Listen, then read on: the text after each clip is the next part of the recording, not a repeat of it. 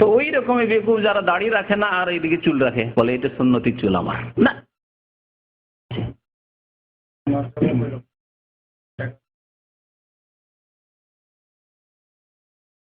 মায়ের নামে টাকা দান করলে মাফ হবে।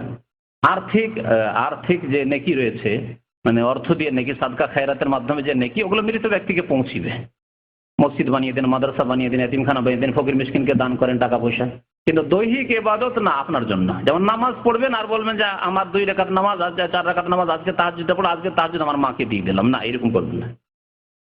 হ্যাঁ, উমরার ক্ষেত্রে যেহেতু উমরা এবাদত দৈহিক এবং আর্থিক, উমরা করতে গিয়ে আপনাকে পয়সা খরচ করতে হয়, সুতরাং উমরা এবং হজ এগুলি করা যেতে পারে মৃত ব্যক্তিদের পক্ষ থেকে, অথবা অসুস্থ যারা চলতে পারে না তাদের পক্ষ থেকে।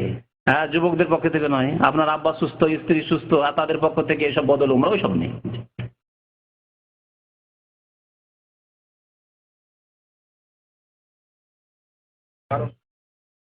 সেগুলি জানা আল্লাহ আপনাকে দায়িত্ব দেন যে ফেরেশতারা কখন মরবেন, কিন্তু ফেরেশতারাও মারা যাবেন। হ্যাঁ, ফেরেশতারাও মারা যাবেন, তাদের মত হবে, কিন্তু কখন মারা যাবেন এটা আমাদের ইমানের অংশ নয়, আর এটা জানা আমাদের সাবজেক্ট নয়। আল্লাহ জানতে বলেননি। 6টি ইমানের পিলারের মধ্যে এগুলি নেই। বুঝতে পেরেছেন? এতটুকু জেনে নেওয়া যথেষ্ট যে আল্লাহ ছাড়া সবকিছু ধ্বংসশীল, সুতরাং ফেরেশতা সবগুলি মারা যাবে, তারপর শেষখানে মালাকুল মউতও মারা যাবে। জি।